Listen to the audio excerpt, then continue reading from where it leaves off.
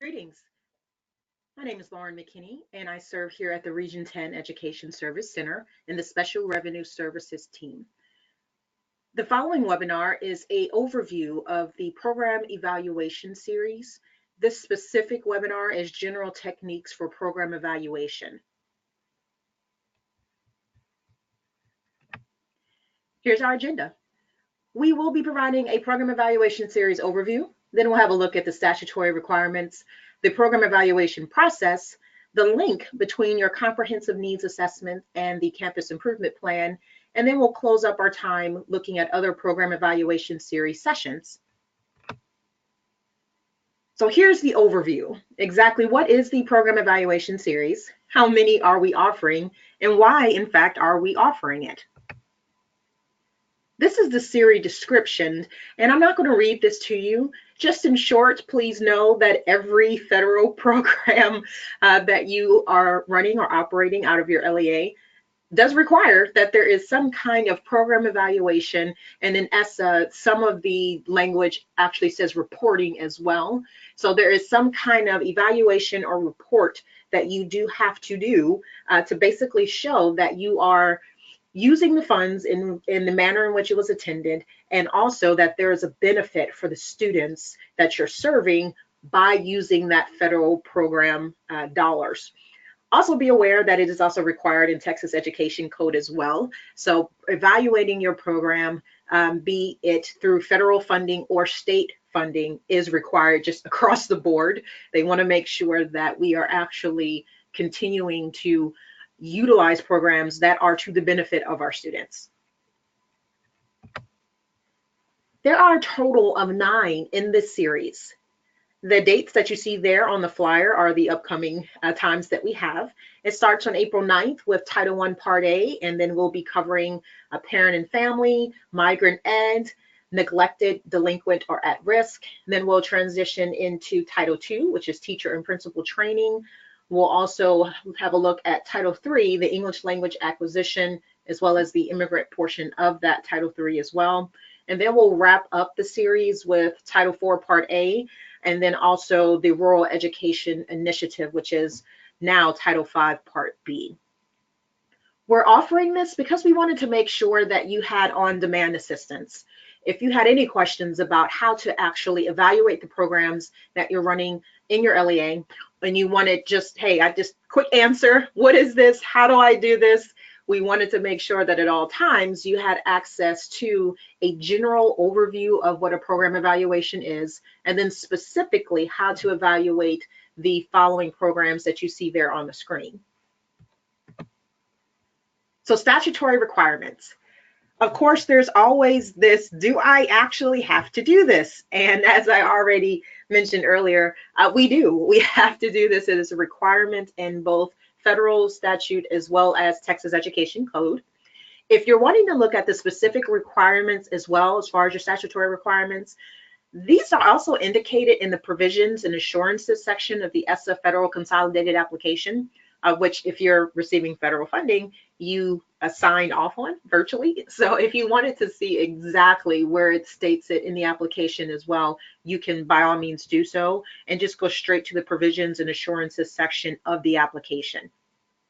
What's going to follow is I'm going to show you in statute the actual purpose or program purpose, as well as where it states that you have to evaluate the program and what you're actually looking for in the following titles that you see there on the screen. So starting off, we're going to look at the program purpose as well as where it states that you have to evaluate your program in Title I Part A, Part C, and Part D. This is Title I Statement of Purpose, directly from Essa. Says the purpose of this title is to provide all children significant opportunity to receive a fair, equitable, and high quality education and to close educational achievement gaps. That's Title I. That's why we do it. This is a program evaluations piece. Now, Title I program evaluation pieces are throughout the entire statute. And since Title I has several pieces within it, I just pulled out primary pieces so that you would have an understanding that it is required in Title I. I'm not going to read all this to you, but I wanted you to see that it is in statute that we engage in an evaluation of the Title I program if you are receiving those federal dollars. So to pull out quick pieces, the program evaluation says that each state agency or LEA that conducts a program has to evaluate the program, and the shall, anywhere you see shall in statute means that is what you will be doing. So you must or shall evaluate your program, disaggregating data on participation by your gender, by race, ethnicity, and age, while protecting individual student privacy, not less than once every 3 years, to determine the program's impact on the ability of participants. Now, I know the statute says not less than once every 3 years, but we know here in the state of Texas that we are engaging in this program evaluation annually because that's part of the data that we're required to submit to the agency annually anyway. So in essence, we are doing this annually. It's part of what's actually required from us that we submit to the TEA so that they know how we're spending the funding. It says also here, part of the reason why you're doing a program evaluation is that we want to maintain and improve educational achievement and to also basically increase graduation rates. We also want to make sure that our students are accruing school credits. And we also, for skipping on to number 4, want to make sure that our students are completing high school or the equivalency and obtaining employment as after they leave any correctional facility or institution for neglected or delinquent children and youth. And for those of us that are familiar with the different portions of the title program, we know that that is its own subsection within itself. Also under evaluation measures, it says in conducting each evaluation, each state agency or LEA shall use multiple and appropriate measures of student progress. To evaluate the results, each state agency and LEA shall submit evaluation results to the state educational agency and the secretary, and use the results of the evaluation under the section to plan and improve subsequent programs for participating children and youth. So to sum this up, these evaluation pieces came from all areas within the Title I itself, as since we know there's several subparts. We have to evaluate the program per statute. Title II, Teacher and Principal Training and Recruiting. The purpose of Title II, per Essa, is to provide grants to state educational agencies and subgrants to LEAs to increase student achievement, improve the quality and effectiveness of teachers, principals, and other school leaders, increase the numbers of teachers, principals, and school leaders who are actually helping to improve student academic achievement, and provide low-income and minority students with greater access to effective teachers, principals, and other school leaders. That also is kind of manifested through the equity plan that each state has to submit to the USDE, which means every LEA, as you are aware of, if this is part of how you serve in your LEA, we have to complete annually an equity plan, which just basically shows what we're doing to help address this portion of Title II. For program evaluation, it is required.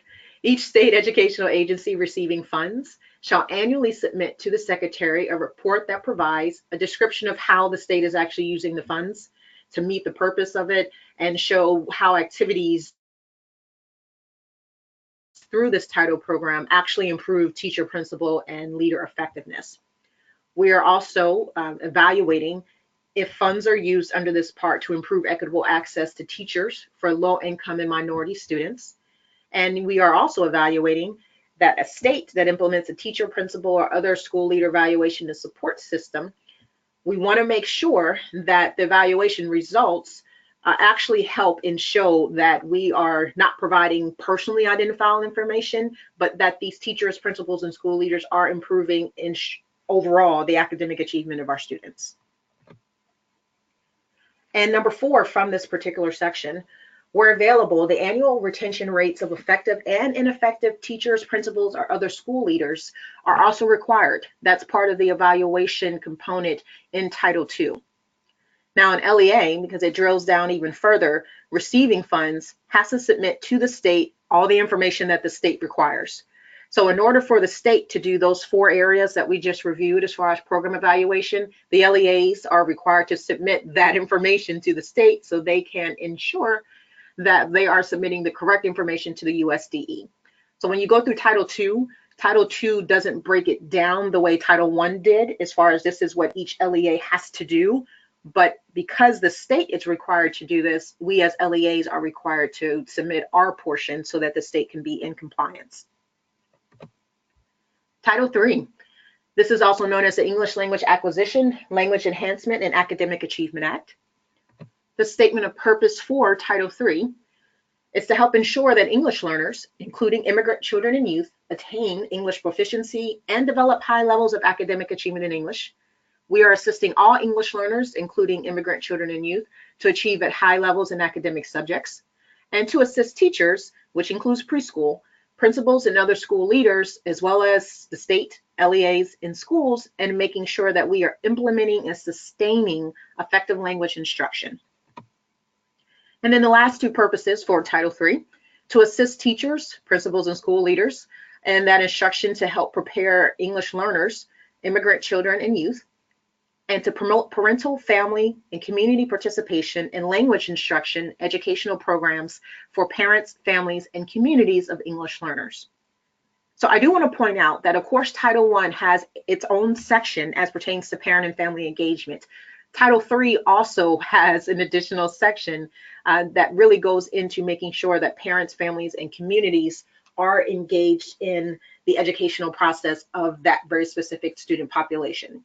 It's not to say that if I'm receiving Title I funding but not Title III, that I don't have to do additional stuff to work with our English learner families. That's not the case, because Title I requires that you work with all families and translate, to the extent practicable. And so you still have to do that family engagement piece for all families, regardless if I'm receiving Title I just by itself or Title I and Title III. It's just Title III has an additional emphasis on making sure that we are promoting and including parent, family, and community participation for that very specific population as well.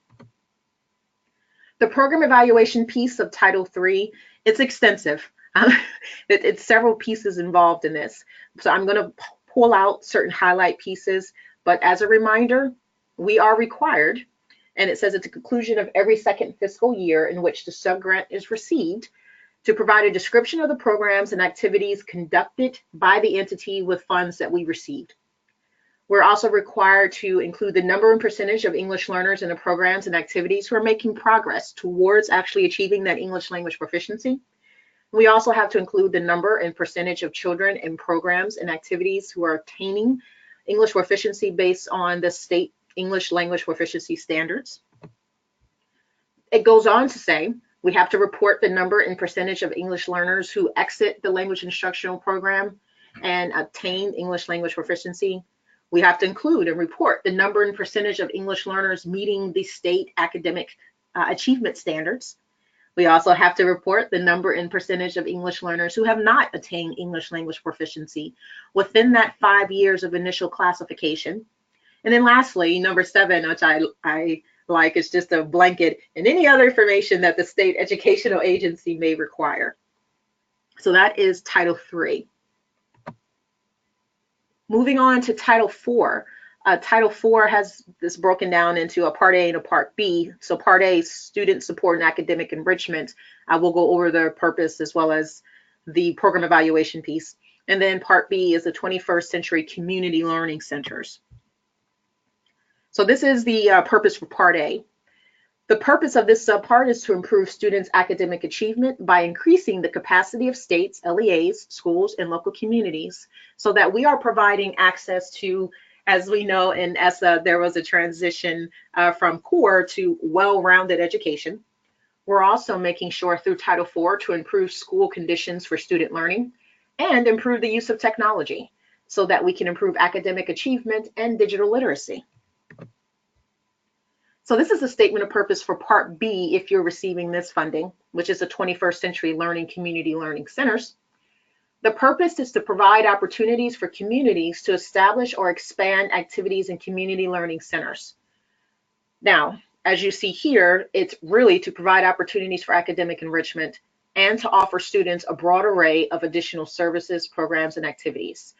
And that includes youth development activities, service learning, nutrition and health ed, drug and violence prevention programs, counseling, mental wellness, technology. There's a whole list of things that can be included under the statement of purpose for Title IV. So additional ways that you can utilize that funding if you are in fact receiving Title IV that are actually embedded within Essa. They're saying, hey, here are some examples that you may want to take into account when thinking about how I can use Title IV funding to improve the overall academic achievement of our kids.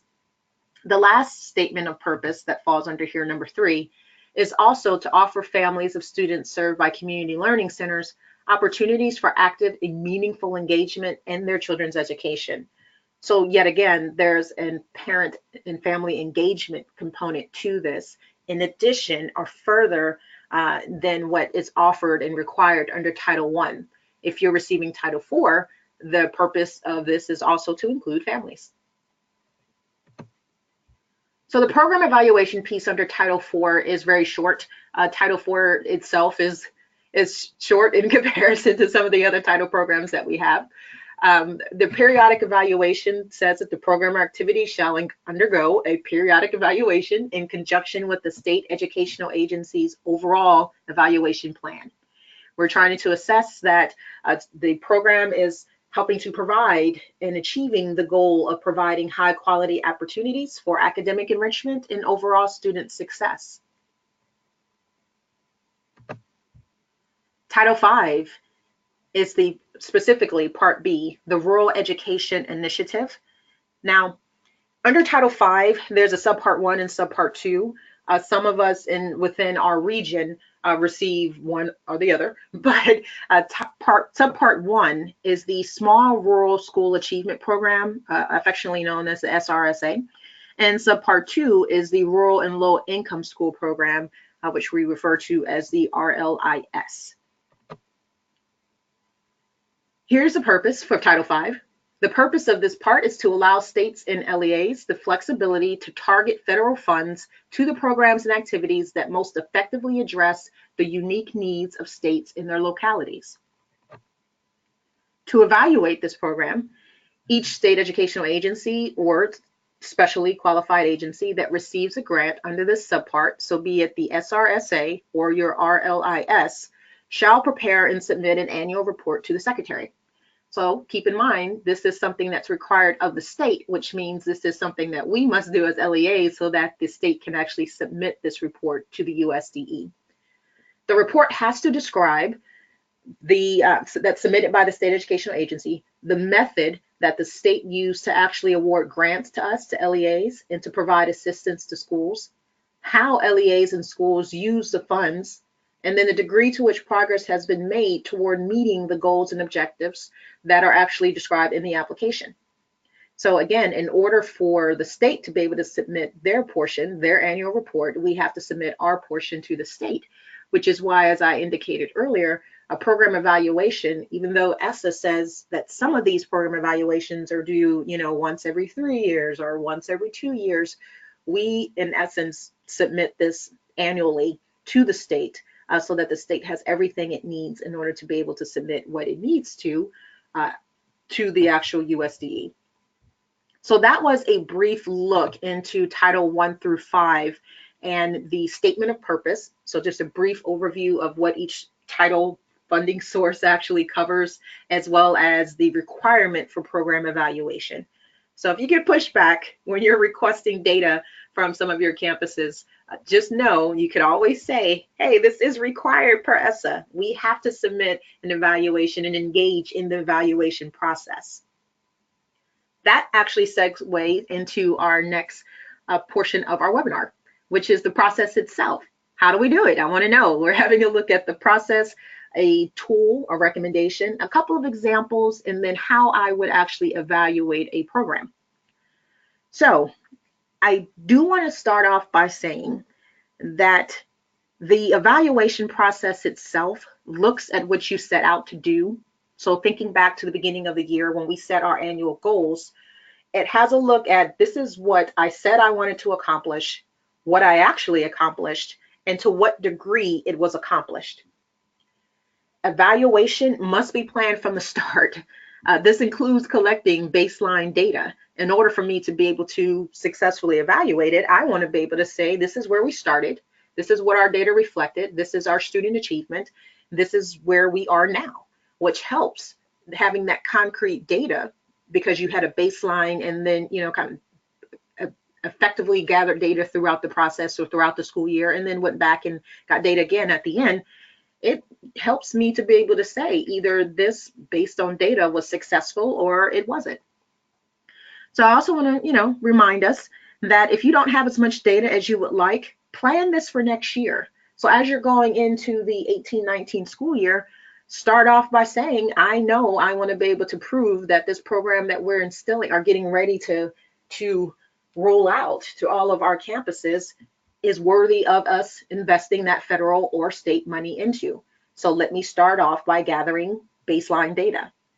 And you can collect data from a variety of sources. It can be your fund sources. You can collect data from your CNA, your comprehensive needs assessment, as well as your campus improvement plans or your district improvement plan. So this is the evaluation process. Now, the TEA does not say exactly how you are to evaluate. Essa doesn't say how you are to evaluate. It just says that you do it. So this is a suggestion based on a support booklet that was provided during Nickelby. Now, we don't have an updated one yet that's specific to Essa from the TEA, but be aware, the process is the process. It doesn't change. The process is not contingent upon which federal program or what federal statute we're engaged in and implementing. As you can see here on the screen, the process is uniform. You start off by listing your needs, which of course ties into your comprehensive needs assessment. If I haven't engaged in that CNA process, I don't know what my needs are per se, and I don't know what they are, meaning I don't have data to kind of back it up. From there, you identify strategies that you're going to want to use in order to address those needs that we say that we have. And this, as you can see, is going into the CIP or your DIP section. It goes into the plan. I now know what my needs are because I engaged in the comprehensive needs assessment process in order to address the needs that we've identified through data, through research. I am going to come up with these strategies. From there, in the program evaluation process, it goes into identifying the funds. How did I pay for it? Did it come from local funds? Did it come from state funds? Was it one of the title programs that we've already reviewed? The next portion in this program evaluation process is to review the data. Was this worth it? Looking at the data, and at the data portion, you're not really assigning conclusions yet. You're just reviewing your data. Data, it doesn't say if something's, positive or negative. It's just numbers. It's your data. When you evaluate the impact, which is step 5 in this, is when you're sitting down and saying, hey, was this program worth the investment of the resources? An investment of the resources could be financial resources, it could be manpower, it could be, the resources from the additional text that we offered or the technology that we purchased. At the evaluation of the impact stage, that's the portion that the state and then the state having to turn into the USDE really wants to know based on your data, which is based on, what needs you identified at the onset. Is this program worthy of continuing? Is this a worthy investment of our resources? So once again, the TEA does not tell you how to evaluate your program. They just care that you evaluate it because it is required. And of course, saying that, we want to make sure there's a rhyme or reason to it, that it makes sense as to how you selected what and how you decided to evaluate it. In the event that the TEA does ask you for, your methodology behind the evaluation and how you came to the conclusion that this program is worthy of being continued or it's not. So this is an example as to how you can evaluate your program. And this is one that was recommended through the TEA's booklet during Nickelby. So to dig into this a little further, the program evaluation process, step 1, listing the needs. As we said, these are needs that you identified during that CNA process. which again is why it is very important to fully engage in the CNA process. Nothing that you spend funding on can happen unless it was identified as a need within the CNA. Not only is that a best practice, the agency is very strict on that. They want to be able to see that if I invested resources of any kind, that it directly impacts or it's directly a result of a need that was identified during that CNA process. So the picture you see here on the screen is a screenshot of what was the 8 focus areas during the No Child Left Behind or the Nickel-B era. So that student achievement was one of the 8 focus areas that we addressed during that time in the CNA. But what's important about this is that you realize and you pay attention to the fact that when I'm engaging in that CNA, I do need my data in there. I should be reviewing the data sources. I should also be coming up with findings or analysis. So what were the strengths and what were opportunities for growth or the needs that we have as an LEA, as a campus? And then I should be coming up with a summary of those needs so that when I go forward into the plan portion, developing our campus or district plan, I know exactly where I'm going and it is based on the needs. So I've listed the needs that I pulled from my CNA when I'm evaluating my program. Now I'm having a look at the strategies. So using my district plan or my campus plan, I am identifying strategies or initiatives that address the program needs and were connected to that federal program. So that we're connected to specifically Title I Part A or specifically to Title II or Title III or whatever the case may be.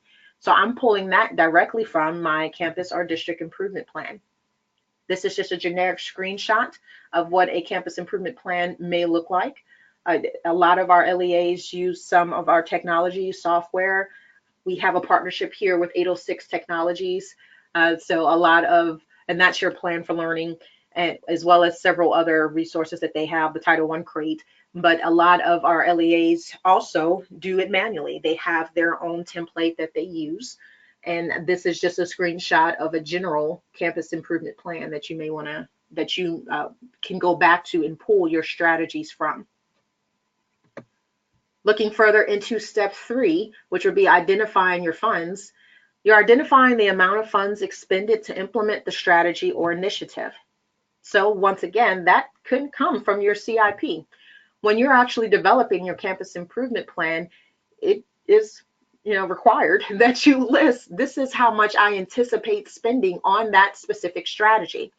Now, it doesn't mean that it's down to the penny. It's not saying, when I go back and identify the funds and then I'm looking at my plan that it says I am going to spend $2,136.12. That's not what it's saying. It's just in general, how much did I anticipate spending? Well, I can find that within my campus improvement plan. Another source for you to be able to go to and find exactly how much you spent is your actual budget, your budget summary reports. This is a screenshot of one. This is not from a LEA within our region, but this is a screenshot of a budget summary report from an LEA within the state of Texas that I pulled off the TEA's website. And as you can see here, it is broken down by dollars as well as overall percentages. So when you're going and you're trying to evaluate your program and you get to step 3 and you're looking at funding, pull your CIP or your district improvement plan, pull your budget summary reports. This information is very helpful because it tells you this is how much I spent.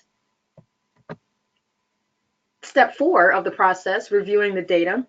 You review data identified to measure the fidelity of the implementation and the impact of that strategy on student outcomes. Because again, if it's not going to positively impact the student academic achievement, why am I engaging in that program to begin with? So alternate data sources, when you're thinking about how and where I pull data to review the data in my program evaluation process, that includes your CNA. Your CNA is data. It includes your CIP, your DIP, student achievement. It could be local reports, it could be STAR, it could be the benchmarks. You can also pull data again from your budget reports. I know I've said that a couple of times, but I want to reiterate that you can pull it. That actually gives you data as well.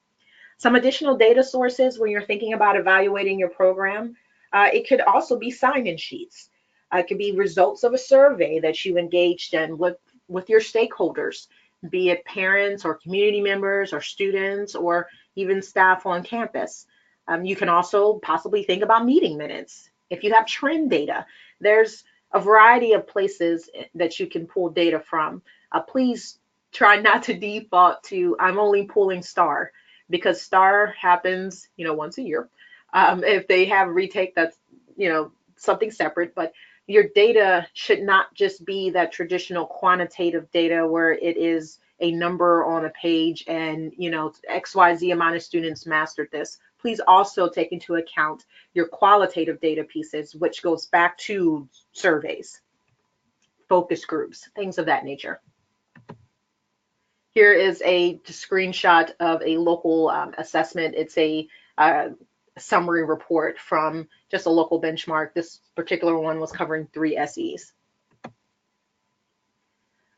Step 5 in this suggested program evaluation process is evaluating the impact. So what I have here is an actual just screenshot of what we affectionately call like a heat map. So how I actually get an opportunity to see if the impact actually occurred. So when you're looking at evaluation of the impact, you want to pull a variety of sources. Again, this is why you do want data from more than just one place, and data that covers more than just quantitative sources. When evaluating the impact, you are also making recommendations for either the continuation or the succession of that strategy or initiative. Okay, so that is part of the reason why you have to do steps 1 through 4, so you can make an informed decision. So whether or not I want to cease, or I want to continue maybe with some slight modifications, or I can just continue it in its current form because data has shown that we have proven academic growth for our students. This is the portion that should help guide what we do next. And this, as you can tell, is all part of a loop, is all part of a cycle, because based on what we pull from this evaluation of the impact, that will go back and have a look at our CNA for the next year and say, hey, is this something that's still a need? If so, when we evaluated the impact of XYZ program or strategy, we found that there were positive results due to the data, and looking at the funding, this was a worthy investment of the resources. So maybe we want to continue this. So as a reminder, what we just went through is the program evaluation process, a general way of reviewing your program evaluation. Again, the TEA does not say how you evaluate your program. They just care that you evaluate it and that there is a methodology behind the reason why you evaluated it that way, and then what conclusions you came to. So for your consideration, I'm going to show you a program evaluation tool that was released by the agency back during Nickelby. The process is the same, which is why I want to show this to you. So you'll see here at the top of the page of this program evaluation tool, the purpose of this tool is to provide LEAs and campuses with a systematic process to evaluate the impact of federal program funding. You see there it lists some objectives. It goes into the 5 steps, which we've already covered. You'll see here some definitions and guiding questions, which will help you if you are evaluating or as you evaluate your program with, is this something that's worth continuing? Being able to take the emotion out of the program and just purely look at it and say, was this impact worth it? It also has, as I said before, some guiding questions so that if you really are kind of sitting on the fence, I'm not sure if this was enough impact for us to continue, the guiding questions that they have here are purposefully worded in a way to help you step back and say, hey, do we want this program to continue? Was it worth our time? Was it worth the investment? So when you're looking in the program evaluation tool, you'll see the introduction, which covers those screenshots I just showed you. And you'll also see at the bottom of the screen here, these little tabbies. This specifically is going into more detail about Title I Part A. So I want to show you a close-up of that in case you can't see that on your screen. When you pull up the program evaluation tool, the first thing it defaults to is the introduction, which we just reviewed. But then you see here, there are opportunities for you to go in and evaluate using their tool, Title I Part A, Parent Involvement, Title I Part C, Title I Part D, Part 2, Title II, Title III, Title IV, Title V. You also see SCE here, which is State Comp Ed, and then a local option. So this gives you the opportunity to add as many additional screens there as you want, as many additional spreadsheets there at the bottom, and still be contained within that one program evaluation tool. So if I were to look at Title I Part A, and just as an FYI, all of these look exactly the same. The only thing that changes is which program you'll see listed at the top, which in this case, we see Title I Part A, Improving Basic Programs. When you're looking at the program evaluation tool, what switches out is which title or federal funding it is, and then the program intent itself, that overall kind of definition of this is what it is. That changes depending on, you know, what program sheet you're in. So for Title I Part A, that's there, but if I was looking at Title I Part C, I would see the definition or the program intent of that. Something else I want to point out to you is the entitlement. What they're referencing there is not the money that's left over or the funds that remain at the end of the implementation of that program for that year. This is your total entitlement. So how much, which again is separate if we're thinking carryover. This is just your total entitlement that you were awarded to implement that grant at the onset of the year. So that is what goes in that box, the entitlement piece. Here we have the completion date. So when the program's completed, when we did the evaluation of the program. You have your program evaluation committee. And as you see here, we want names, not, you know, L. McKinney. If possible, put the person's full name, Lauren McKinney. You also want to include the position. What they mean by that is sometimes people call it role as well. You can list, you know, first grade teacher, parent, community member. Part of the reason why they're requesting that is they're wanting to make sure that when we evaluate our programs that we are engaging in as LEAs, that we're taking the time to have a diverse group to actually evaluate it. Unfortunately, if it's just all teachers, sometimes we may have a very myopic or focused view of what we perceive the program to be and whether or not we thought it was beneficial because we're looking at it through the lens of a teacher. Whereas if I had a diverse committee, we would get the perspectives of the teacher, we would get the perspective of students, family members, community members, administrators. We want to make sure that the committee that's evaluating these are as diverse as possible. And as a side note, this doesn't mean that I cannot use committee members from my CNA committees. This just says that I have an actual program evaluation committee. It doesn't mean that I need to come up with yet a 10th group or a 10th committee to function on my campus. I can pull membership from CNA committees if you like, or your CIP committees or your site-based decision-making committees. What's important is that it is a diverse representation of all stakeholders on your campus and in the LEA. Second page looks exactly the same, regardless of which title program you're looking at. It's going to ask you for the date that you were reviewing it, the identified needs from your CNA, which is why you want to have that CNA, and as you see here, have your CIP or DIP ready when you're getting ready to evaluate your programs, because they want to know which strategies that you actually pulled and implemented to address the needs that were identified in that CNA. The expenditure, how much, this is where your budget reports and your CIP again come in handy. How much did we actually spend? And then step 5 of that program evaluation process that we looked at before, that evaluation of impact, that's what goes in this column. So after I evaluated the impact, again, was this a worthy investment of our resources? Was it worthy of the time, of the funding, be it federal, state, a mixture of, local?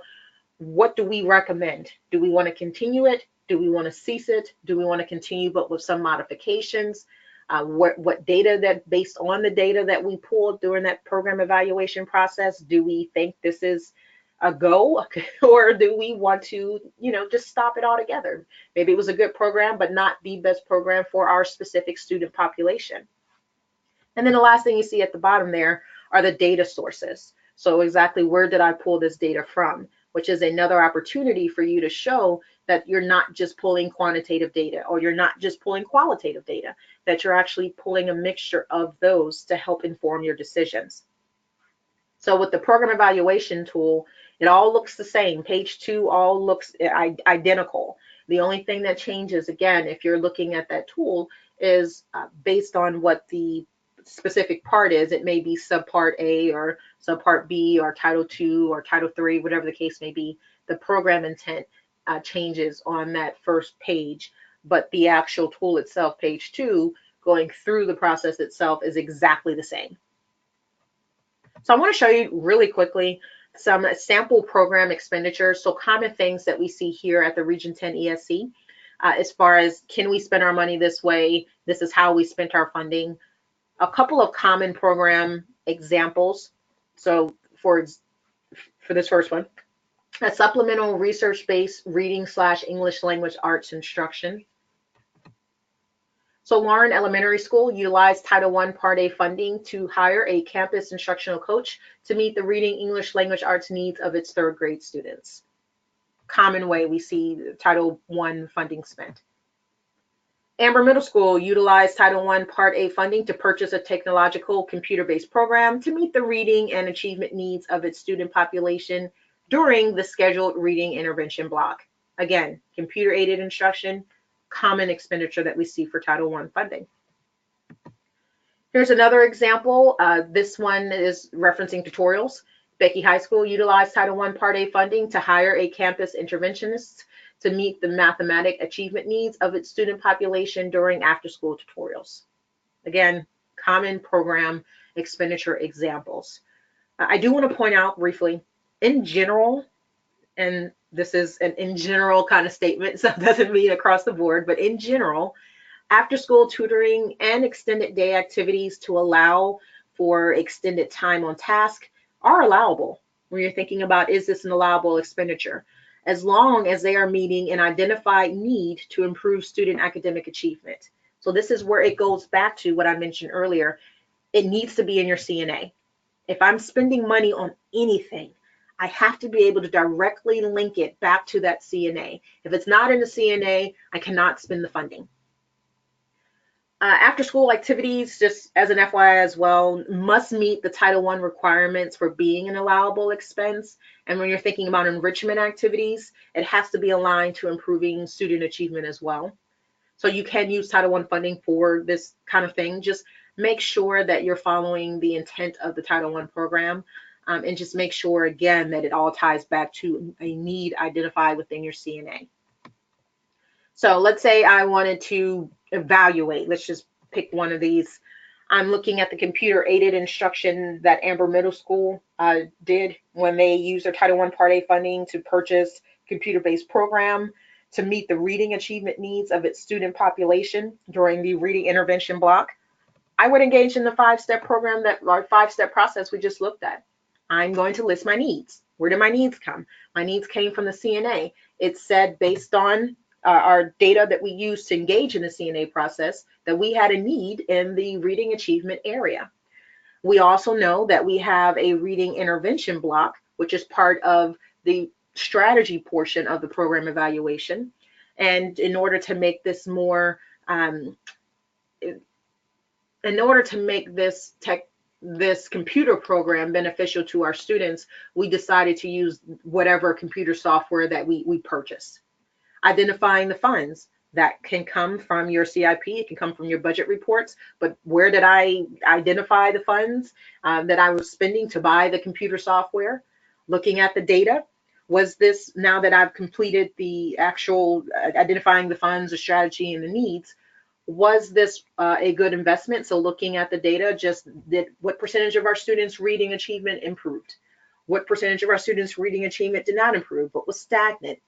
And based on that, was this impact worth it? Was this a worthy investment of the resources?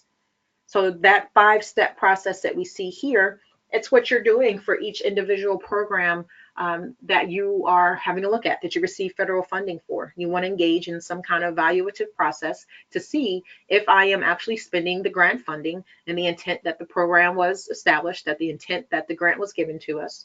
And for each one of those programs, is is or are the strategies, are the things that we're doing with the funding, how we're spending that funding, is it worth it? Is it a good investment of the resources? So quickly, I do want to remind you that, again, there has to be a link between your CNA and your CIP when you're looking at program evaluation, because it all plays together. So with your CNA, we do have a booklet. It says Nickel-B, but this is one of the things that while we're waiting for the agency to update it and bring it, release it under Essa, just know that the CNA process is the CNA process. It doesn't change because it's now under Essa. The only thing that has changed when we're thinking about CNA are the focus areas, which I'll go into briefly with you in a moment. So with the CNA, we know that it has to be in there. We know that in the program evaluation process, I have to pull needs that came from the CNA. We do get asked sometimes, do I actually have to conduct a CNA, or is this something that's just required because I'm receiving title funding? That's part of it, but Texas Education Code also requires that you engage in the CNA process. So know that if you get kind of pushed back, why do we have to do this CNA thing? Is it because of the title program? Because we're receiving federal funds? No, you would have to do it anyway because Texas Education Code requires that we engage in a CNA. In general, your CNA purpose is to examine multiple sources of data to identify the priority needs and your direction for your school. The needs assessment guides the development of your comprehensive school-wide plan and suggests benchmarks for its evaluation, and as such is closely linked to all aspects of your school-wide program implementation. In general, this is your CNA committee membership. What you'll see here, and this was pulled from the Nickel-B assessment book, so just know it hasn't changed when you're looking at CNA membership and you're looking at Essa. You want to make sure that you're having community members, parents, principals, pupil services personnel, and that can include like your counselors, school staff, students required at the secondary level, teachers, and then technical assistance providers. Now, again, you see it quoted at the bottom as being from Nickel-B, but when you're looking in Essa, that comprehensive needs assessment membership has not changed. So just be aware, you can add additional folks to this if you like, but you're looking at what is basically like your baseline core required membership. Now, I mentioned earlier that there was a slight change in the CNA focus areas under Essa versus what it looked like under Nickel-B. So under Nickel-B, that's on your left-hand side of the screen. Those are the 8 focus areas we looked at: demographics, student achievement, school culture and climate, staff quality, recruitment and retention, curriculum instruction and assessment, family and community involvement, and then school context and organization, and lastly, technology. Now, under Essa, it did not necessarily require these 8 areas or committees or focus areas. The Texas Education Agency has told us that we are now looking for what they term multiple measures of data. Now, this research has been around a long time. Don't think that this is something new.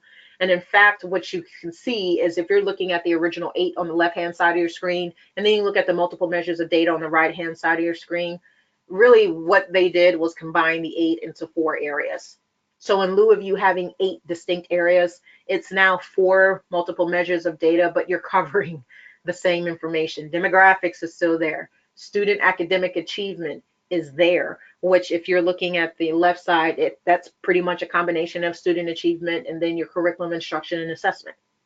District processes and programs, that's staff quality, recruitment and retention, as well as school context and organization. Perceptions, family and community involvement. Technology kind of commingles through all 4 of the areas.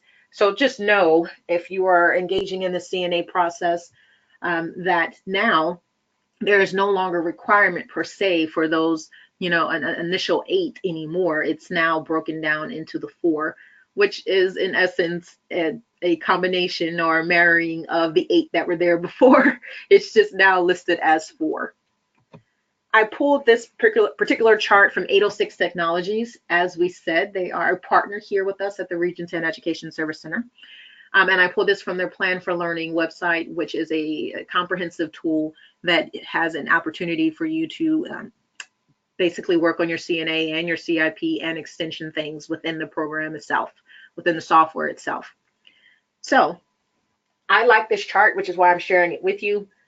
What you see there in the middle, the multiple measures of data, so demographics, perceptions, student achievement, processes, and programs, and basically what I just covered with you, how that translates to the 8 areas. Demographics include those 2, perceptions include those 2, student achievement, curriculum instruction and assessment. I also see how student achievement also includes some of your staff quality pieces, but this is basically the 8 things are now condensed into the 4. So really quickly, when you're looking at that CNA again, we looked at this piece already. I want to remind you that that CNA is central to everything you do. If that CNA is not solid, you should not have had a plan. And from there, you shouldn't have had a program evaluation to complete because it's all based on the CNA. The CNA is the foundation. Those needs help to inform and help to dictate really what happens within your improvement plan, be it district or campus. It also dictates how you will spend the federal funding, your title program, and your state allotments. If that's not an identified need within your CNA, it should not have had money or funding of any kind spent on it. So the CNA and the campus improvement plan, as I said, are linked together. What you see here is from Texas Education Code, it basically requiring that you have an improvement plan and what pieces of the plan are required and from where you can find it. And I just wanted to kind of close out this section with just reminding you that your CIP or your DIP drives your funding. It drives your spending, okay? So if I am going to spend federal funding or state funding or anything, it should come, I should be able to find that funding directly in the plan itself. And again, it's not down to dollars and cents, but it's in general how much I anticipate spending on that specific strategy. So to kind of start to close this together, the needs assessment, which we have to do based on federal requirement and Texas Education Code, determines why gaps based on data exist. And then the campus plan is the action that we're going to take to address the needs that we identified within the CNA. So as we see here, this entire thing is a cycle, it's a process. That CNA lets us know what our needs are, our opportunities for growth, and also our strengths as a campus, as an LEA. From there, that informs the improvement plan. So these are the actions, our steps I'm going to take to make sure that we improve and address this for our students and other stakeholders that we're serving. So now that I've actually done these strategies, I've engaged in this process, now I need to evaluate the program. Was it worthy of the investment of the resources? From there, when I'm going to the next school year, I start this whole cycle again. I'm looking at my CNA, and keep in mind that all of these, the CNA and the CIP, this is fluid. This is not a one and done. I don't just pull my CNA out in August and say, hey, this is what we determine our needs are. Let's make a plan. And then I never look at the CNA again. Needs change throughout the year. It just happens. So you can always go back and have a look at your CNA. Your plan should be a fluid, living, breathing, flexible document. As needs arise and as new strategies are needed to combat or address those needs, the CNA and the plan, will continue to morph and change and develop. So it is a direct reflection of what is a current indicator of what our campus and our LEA looks like and what we need to do to make sure that student achievement continues to happen. That is all I have for you guys. This was a very brief general overview, but I do want to make sure that you're aware of what the upcoming program evaluation series sessions are. So we looked at this earlier at the onset. Hopefully you already have a copy of this flyer, but these are all of the dates that we will be going over the individual programs. As an FYI, since I covered the general program evaluation process today with you guys, those upcoming dates will be a very, very brief, hey, by the way, don't forget this when it comes to the program evaluation process, but it really is going to focus more on what are examples of common expenditures. How do I evaluate these specific pieces, and what are the specific requirements under the funding source that we were looking at for that particular webinar? Couple of resources. This comes from the Every Student Succeeds Act when we were looking at getting some more materials, and the program evaluation booklet. If you want more on Essa, make sure that you go to the U.S. Department of Education's website. In the bottom right corner, you'll see there I have an arrow pointing directly to Essa, because that all of the statute, the program purposes, and the program evaluation pieces that we looked at came directly from Essa. If I want additional resources, you can, of course, come to Region 10's website, region10.org/Title I. If you click on the Title I Part A, you'll see some more information there as far as exactly when I'm looking at the program evaluation piece, where can I find it? What you see there, it still says Nickleby Program Evaluation, Nickleby Program Evaluation Tool, because as I indicated earlier, the agency has not released a program evaluation booklet or tool for Essa. But keep in mind, everything that we've shown you, it's very general. It's nothing in that program evaluation or the tool that is specific to a federal statute.